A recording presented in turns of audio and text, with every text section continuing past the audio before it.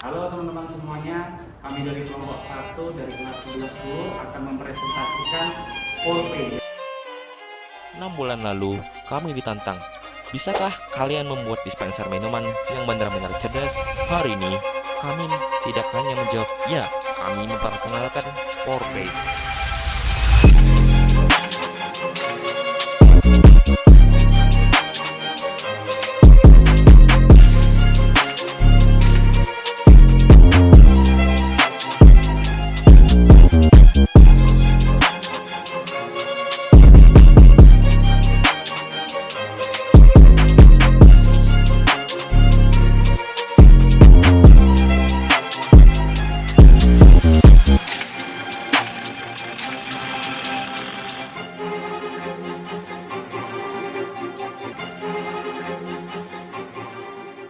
IoT telah menghubungkan perangkat di sekitar kita.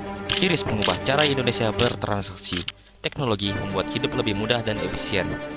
Tapi, dispenser minuman masih tertinggal. Masih pakai koin, operasi manual, tanpa monitoring. Konsumen butuh kemudahan, bisnis butuh efisiensi.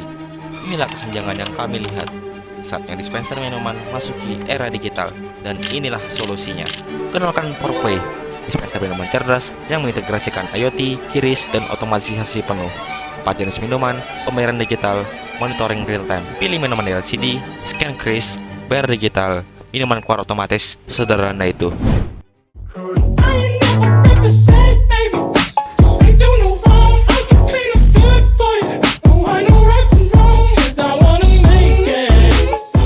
Beberapa komponen keras dalam project ini ada relay.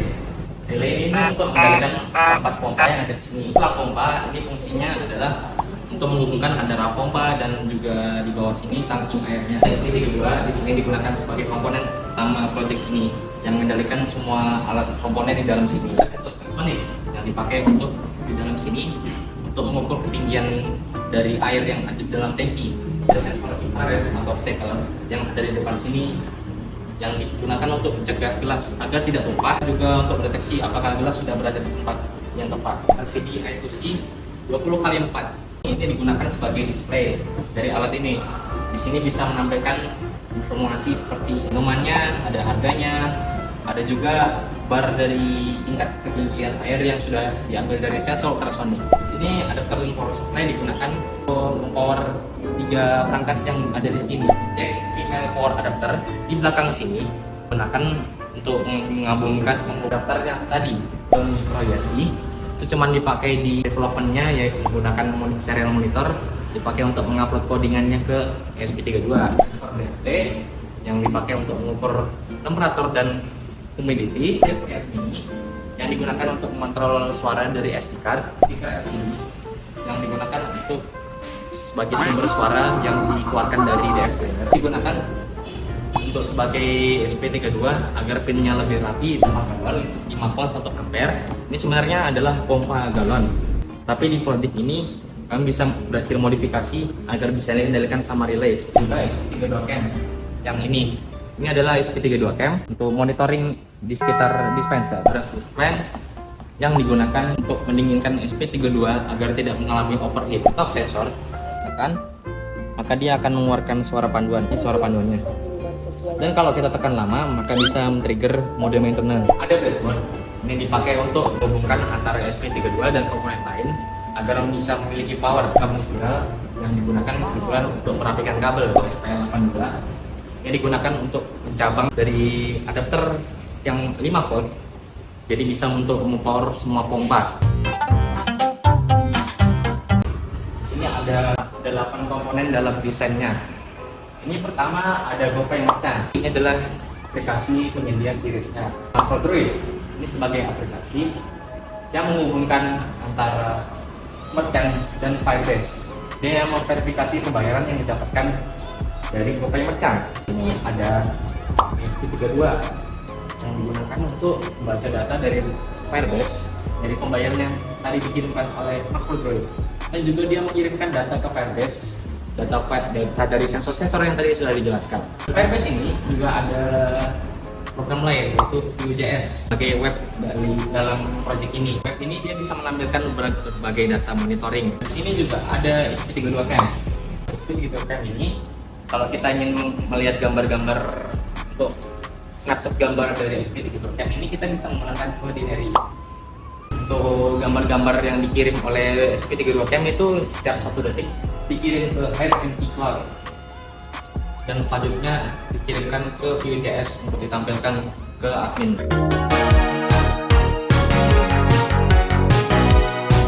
Sistem ini menggunakan Finance State Machine. Itu adalah dipakai untuk memisahkan alur-alur yang ada di dalam program ini. Jadi di program ini ada 4 alur. Yang pertama itu adalah startup. Yang startup itu dimulai kalau alatnya mulai, maka muncul startup. Di situ dia akan mengatur semua perangkat keras, menguji Firebase dan Wi-Fi, dan mengelola konfigurasi dari EEPROM. Setelah itu, maka perangkat bisa masuk ke state ready. Di mana state ready ini di mana state alatnya sudah menunggu pembayaran. Jadi misalnya kalau ada pembayaran masuk, maka di sini bisa memproses pembayaran dengan pompa. Dan juga di sini ada state fail. Kalau misalnya ada komponen yang rusak, kegagalan koneksi, kalau ada kegagalan Firebase, maka otomatis masuk ke state fail. Akan peringatan, dan alatnya juga mencoba reconnect otomatis. Terakhir ada maintenance yang bisa diakses untuk memperbaiki beberapa kesalahan konfigurasi kayak password, terus username, terus bisa juga API bisa diatur di situ, dan interval pompanya juga bisa diatur dari sini. Diagram rangkaian. Di sini kita memiliki 4 ultrasonic. Di sini ada 4 obstacle, ada 1 capacitive touch, dan ada relay yang ada di dalam, dan ada CD yang di depan. Ini kira-kira diagramnya. Antara CD, DFL, DHT, dan berbagai modul lainnya ke modul SP32.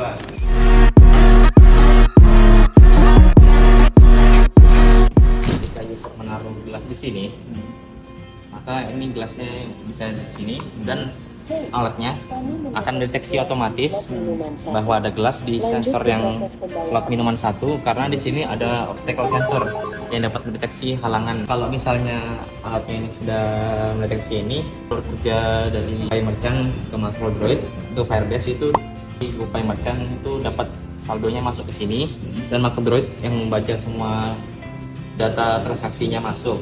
Setelah data transaksinya masuk ke Macrodroid, maka dikirimkan ke Firebase, dan alat ini bisa otomatis membaca data transaksi terbaru dari Firebase. Alat ini otomatis proses sesuai dengan harga yang dibayar tadi ke QRIS-nya. Jadi kalau misalkan kita mau beli, kita langsung ada di depan sini tuh ada panduannya untuk melihat cara-caranya. Nah, cara yang pertama itu letakkan gelas. Nah, tempat gelasnya itu di mana sih?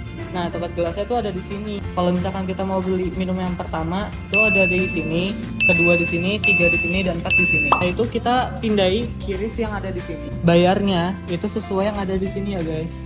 Pertama itu ada ST harganya 2.000, jeruk harganya 3.000, kopi harga 4.000, dan susu harga 6.000. Ini sudah disediakan gelasnya yang ada di sini. Jadi pertama kita taruh dulu gelasnya. Kita scan barcode-nya, kita masukkan harga sesuai yang ada di situ ya. Ini udah sesuai 3.000 ya. Nah, kita bayar. Oke, ini sudah berhasil, tinggal kita tunggu ya.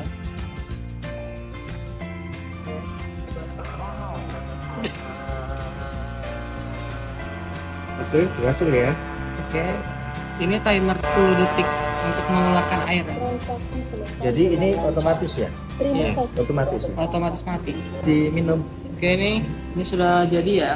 Ini tinggal kita minum.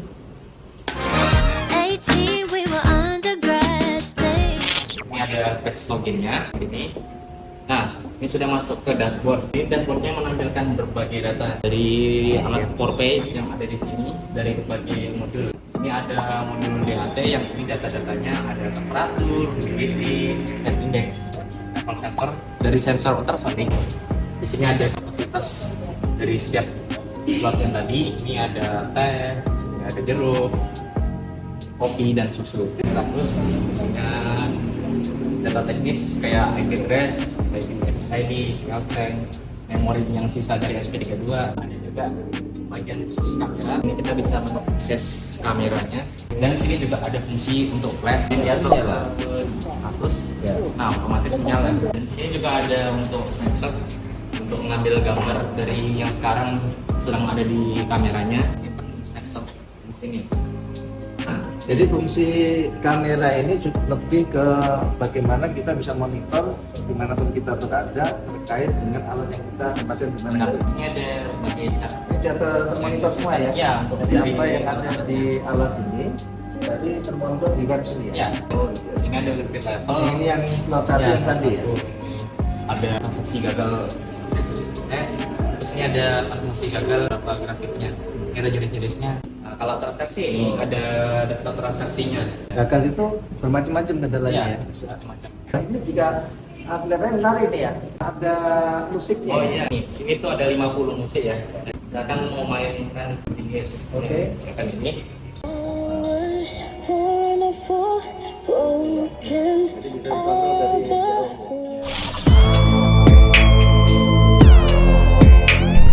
Jadi bagian utama dari sistem Popeye ini menggunakan Firebase. Jadi Firebase yang kita gunakan itu ada real time database dan juga authentication.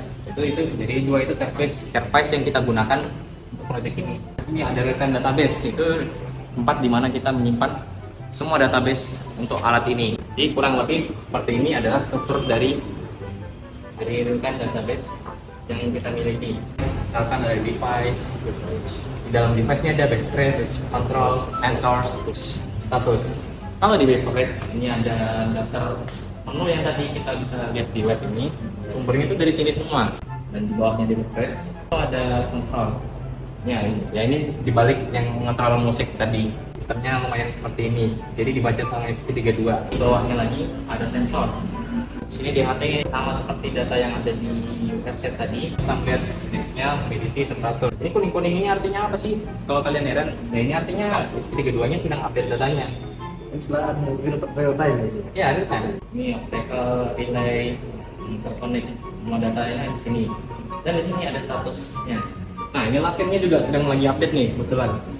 Jadi lasin ini disimpan dalam timestamp.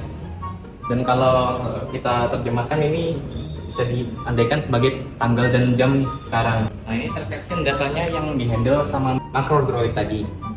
Sini ada pending data yang masuk dari Popeye Merchant, ditambahkan MacroDroid ke dalam data pending ini. File sama suksesnya. Sini ada data file di mana data gagalnya ini dalam timestamp. Dalamnya kita bisa melihat alasannya kenapa ini fail. Ini kan di database ya, kalau kita misalnya mau membuat akun lagi gitu. Oh, Akun, itu yang tadi. aksesnya ya. Tadi itu namanya adalah authentication. Ini authentication adalah daftar-daftar email dan password. Password tidak ditampilkan.